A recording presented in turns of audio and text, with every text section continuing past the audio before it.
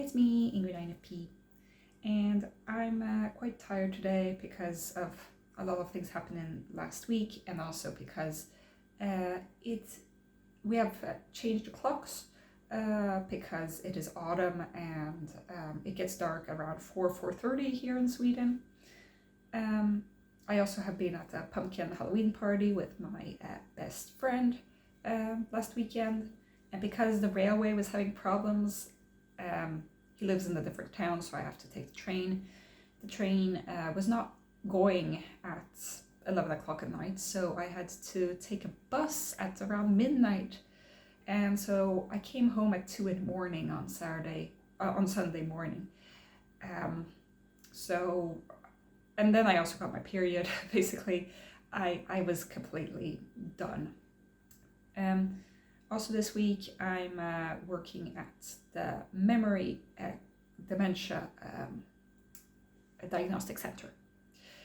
So at least it's pretty chill at this center compared to at the palliative care, where things were happening all the time at the palliative care, like people getting worse, basically. So I'm glad that I can take it a little bit easy. I took a few days sick leave last week because of that. Oh, for anybody who's new here, I am I'm a medical resident. I am currently at the geriatrics, but I'm training to become a GP, a general practitioner, and I just got an autism diagnosis exactly a month ago. Yeah, it's been a roller coaster. So what I wanted to talk about is language and disability, and mostly autism, but also other kinds of mental health denominations. For context, I grew up in France. I am currently living in Sweden. My mom is American, so I am fluent in 3 languages. I got my diagnosis here in Sweden, but most of my life was in France, where I hadn't even really heard much about autism. And now, only a few months ago, I started getting into the French autism YouTube community. I've been into the Anglo-Saxon autism YouTube community since about a year and a half back, and I've gone through a lot of content, but it's only in the past 3 months maybe that I've gone into French autism content, because it has really helped me, because I felt like I'd hit like a bar, like a certain point where it was like nothing new was popping up, and so then I started going into this route, and I realized that it's been very healing for me to watch French YouTubers with autism, living with autism in France, in context of like my childhood in France as an undiagnosed autistic person. It's only about 3 months ago that I found out the acronyms for ADHD and ASD in French, which are not all the same. ASD is TSA in French, so trouble du spectre autistique. Trouble is like troubles, trouble like troubled water, troubles is kind of like the word for disorder. You don't say désordre, because désordre just means mess. So disorder, yeah. Also, one of my special interests is linguistics, so I get really into this. Anyway, and the word or the acronym for ADHD is TDAH, so trouble du déficit de l'attention et hyperactivité. So first of all, great for finding out these things. In Swedish, ASD is AST, T is for tillstånd, which means condition rather than disorder, D. And ADHD is ADHD, so it's the same set of letters. But yeah, so just finding that out was like a big thing. I don't think that when I was growing up, anybody said, I never had heard TSI or TDAH. I guess that people would say that somebody was hyperactive, like, oh, this kid is hyperactive. They would say that. But they never said ADHD because that's an English word, right? But they didn't talk about TDAH. I never heard of that before, so I don't know. I don't know if that word just didn't exist, or when I was little, or if I just never heard it. France is very, very backwards in terms of autism.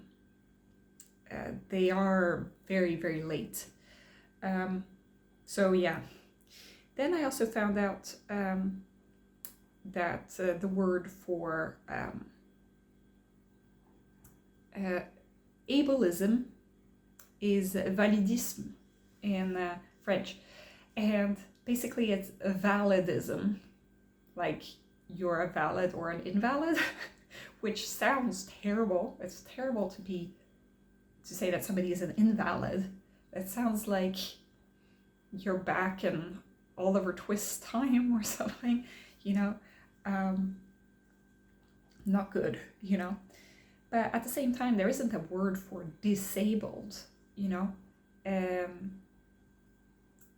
People say in France that you're in, you have a situation, you're in a handicap.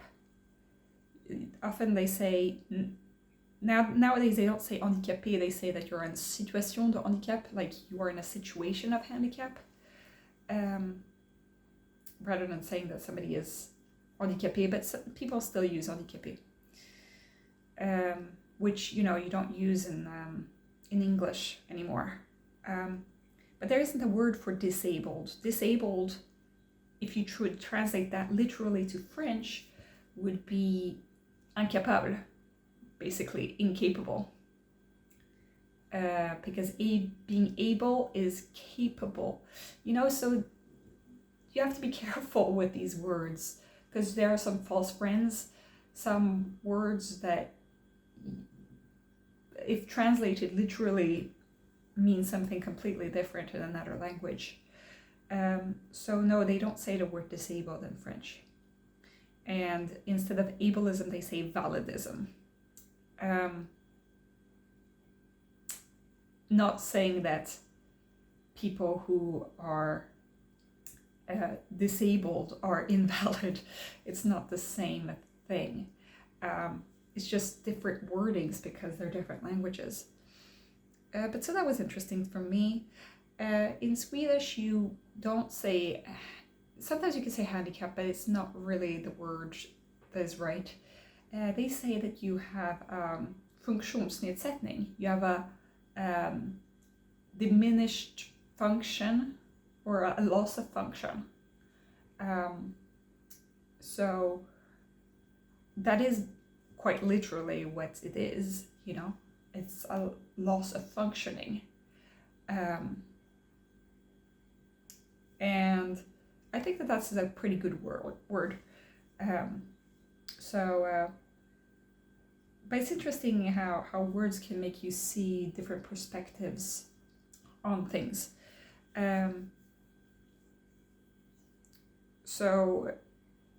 But the thing is with funktionsnedsättning is that it sounds more like a deficit,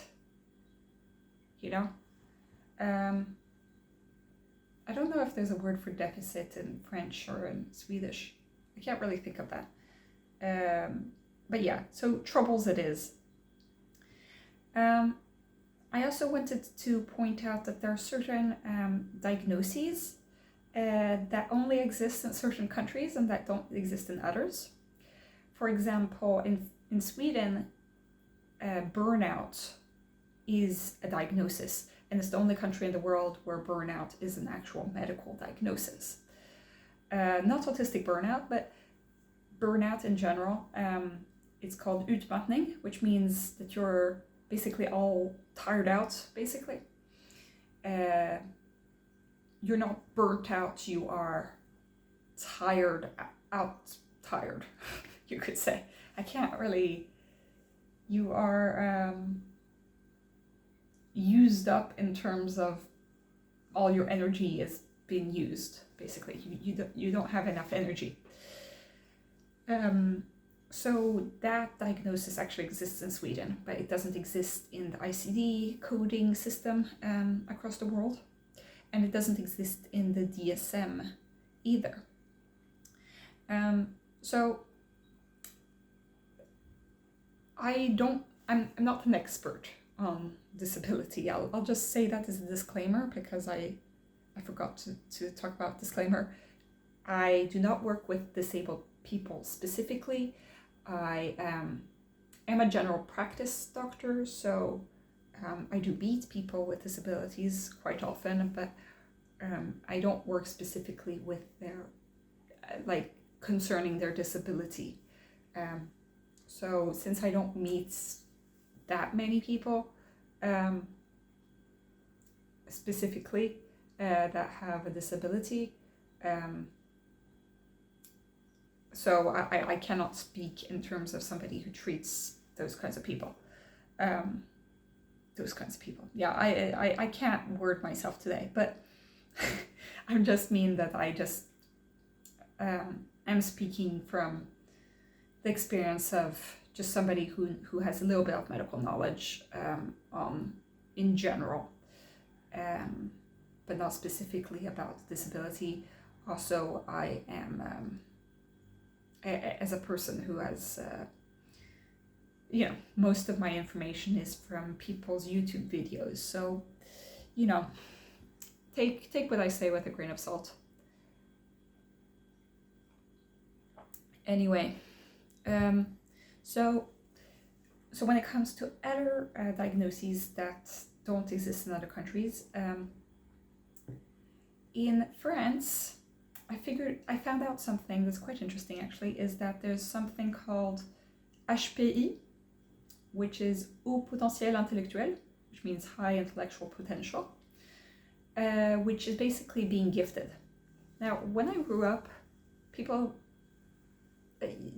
in the US, people would, in the 90s, early 2000s, would say that a kid is gifted and would be presented with higher material or more stimulating working class, that kind of thing, and receiving a lot of praise for that, and then maybe later on receiving an ADHD or autism diagnosis in the future.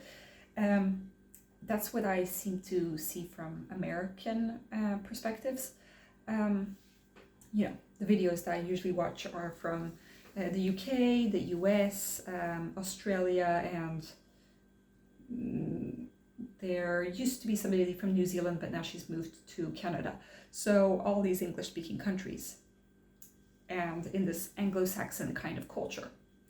Now in France, there was none of that. Either it was more like either you were good in school or you were bad in school. It was like there was no discussion about diagnoses or that kind of thing when I grew up. I knew that there was a girl who had dyslexia in my class, and she was generally a troublemaker, and she probably had ADHD as well. I don't know, because I wasn't that involved. And there was a girl who was my best friend who actually got cancer, and it was really difficult to combine school with being sick, and I don't think that France was really good at that. But now in later years, I don't think that they've gotten much better, but they've started realizing that, different children have different needs, which is like, wow, revolutionary. But it really wasn't the case when I was small. When I was myself a child, it was basically like everybody has to follow this certain thing, you know. And now they've started realizing like, oh well, children have different support needs, which is good, I guess. But now they've there's this trend or something that's going on with that they've invented the diagnosis high intellectual potential, and now it seems like people are rather getting that diagnosis rather than getting an autism diagnosis. They're pursuing an HPI diagnosis rather than an autism diagnosis because it sounds much nicer to have a high intellectual potential than to have autism. You know, it basically means that a lot of times people think of autism as opposed to Asperger's, you know, meaning people with intellectual disability or not. So in France, it seems like autism is basically only the people with intellectual disability. And then, you know, the people who, you know, maybe could have been autism level 1 in our function model that we have now, that isn't perfect by any means either. They would rather go and get a HPI diagnosis. And to me, HPI, it sounds a little bit like HSP kind of diagnosis. And HSP is not a diagnosis, it's a highly sensitive person, which, you know, the only difference is that a medical professional can't receive a bunch of money for diagnosing you with HSP because the diagnosis doesn't exist. However, HPI is apparently a diagnosis you can actually get from a medical professional in France. So, you know, it's like, and it gives you a lot of, I think that the people who get an HPI diagnosis, it's not like it's going to give you any help. It's basically just telling you that you have a high IQ, which is in itself is not a great measure, you know. It's not a great measurement of intelligence, but I don't think that HPI should be as big of a thing. I found out this through the YouTube channels, but also because my brother has suggested this. Because I told my brother like around a year ago that I am pursuing an autism or ADHD diagnosis.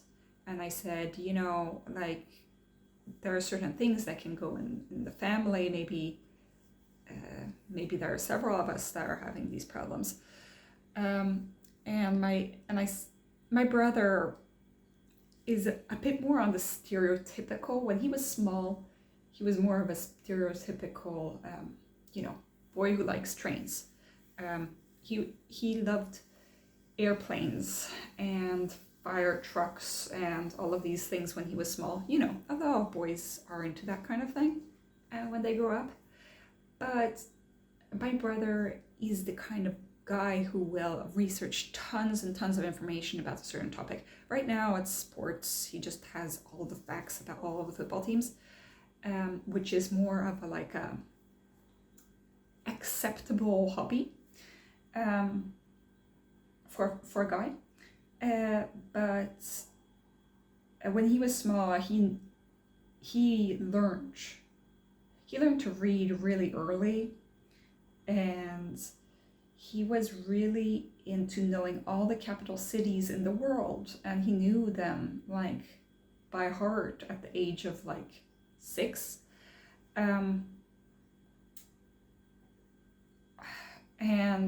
You know, he has a remarkable memory for things, and he's very, very quick. And I suspect some ADHD as well for my brother. Not putting a diagnosis, but I'm just saying that he hits a lot of the marks of being neurodivergent. Now, what diagnosis he has, we will never know, because I don't think that my brother is going to go get diagnosed, but who knows. But my brother, you know, is very bright, brighter than me, you know. It's sometimes hard because it's like, you know, I am 9 years older than him, and yet he has gotten so far. I'm really happy for him. But he suggested that he might have HPI. He said, yeah, I don't think I have autism or ADHD, but maybe I have HPI. And I was like, okay, sure, I never heard of it. Okay, I never heard of HPI. So I was like, well, what is HPI? He said, oh, potentiel intellectuel. I was like, oh, okay. But that isn't a diagnosis that you can get in other countries. I mean, not at least in Sweden or that I know of in the other country. Tell me in the comments if you do know of somebody who is diagnosed with that. But anyway, it's interesting how that changes our perception of disability and of diagnoses and of autism. Just having different wordings, different diagnoses. I do want to talk about our famous problem here on this channel, and that is breaded papaya disorder, which is how we affectionately call BPD, borderline personality disorder. Now in Sweden they call it emotional EIPS, APES. It's emotional unstable personality disorder. I think that they're slowly moving towards changing the wording of borderline to emotional unstable personality disorder, so EIPD, I guess it would be. They've been saying this for years and they still haven't changed the wording. I think that it's because the label of BPD has become so, people have been so ostracized because of it that it's really deep-rooted bigoted ideas that go with that diagnosis, and it's hard to change things like that, you know?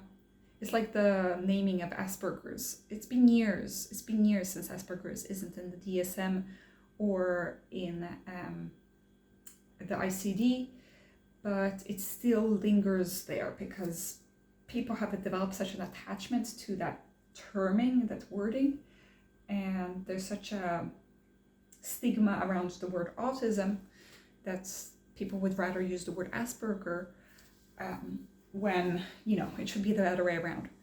But yeah, so at the moment, I don't think personality disorders are a very good label to still be having, you know? I don't think that it helps the healthcare system in any great way, because the way that we treat our BPD patients is terrible, you know? I just read the book Konsten at Fake Arabiska, which is a book about a woman who,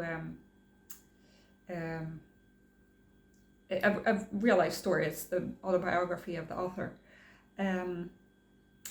who all her life did not know that she had autism, and then she got a diagnosis of autism when she was 32, and she was depressed and had anorexia, and she had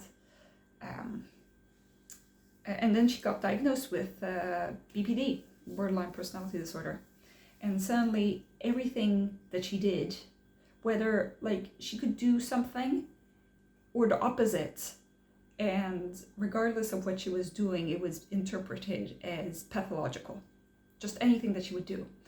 So if she would sit in her room, she would be acting antisocial. If she would go out into the corridor, she wanted attention.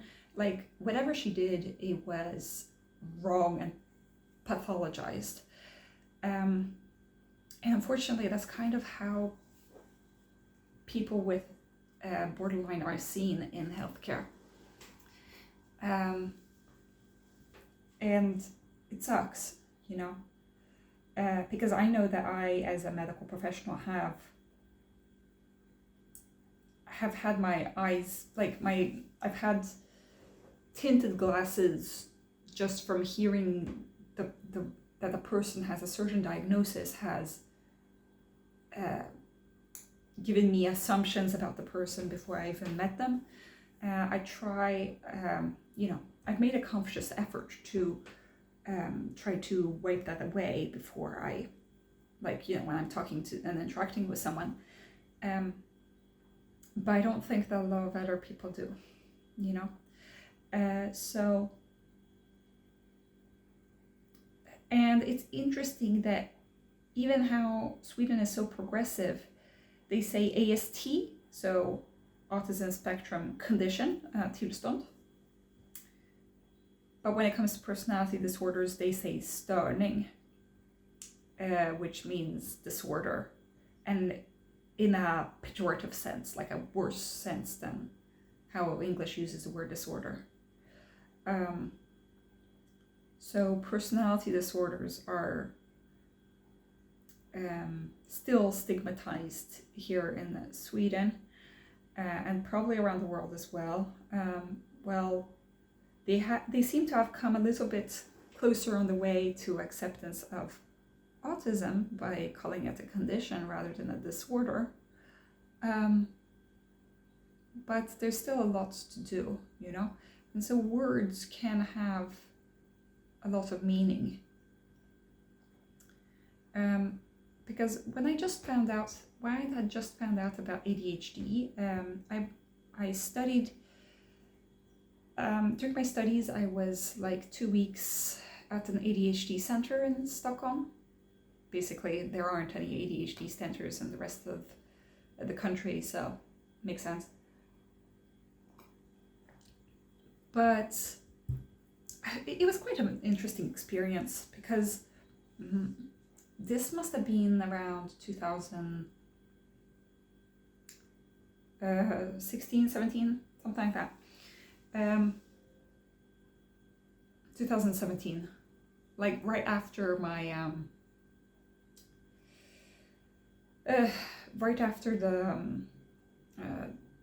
my research project.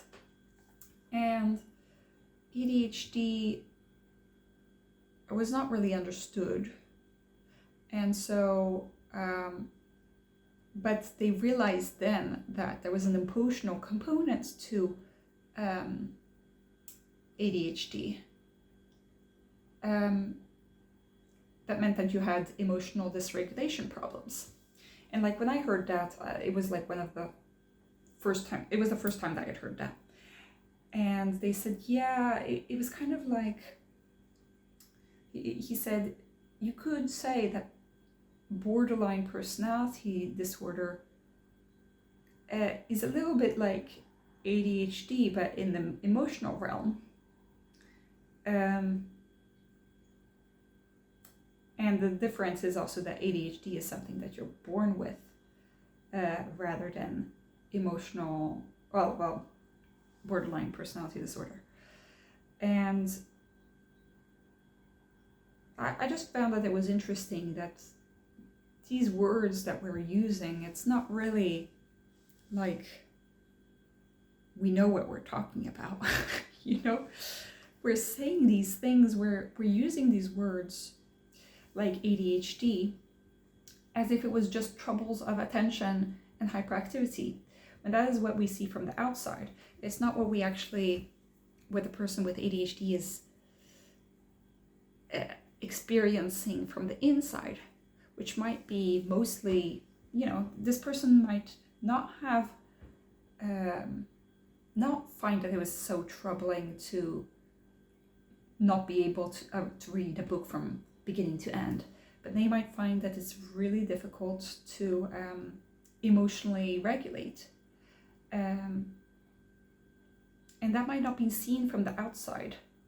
And so a lot of psychiatry is just, you know, people trying to figure it out and not doing a great job at it. So yeah, I don't know. This video is all over the place, but I do hope that I can just show a little bit about the case of that words have meaning, but it is so dependent on the context that you live in, the culture, the language, perspectives on the mental health, what kinds of things are visible or not to others, what is picked up on, what is not. I think that one day in the future I'll make a video more about the somatic idea, because this is something that really interests me, is like how people describe their health conditions according to their culture and their language. You know, medical literacy, that kind of thing. But I would need to do more research, I guess, on that subject. So anyway, it's getting dark out here and it's like 4 o'clock. It's pretty depressing. But yeah, so tell me what you guys think. And yeah, have a great day.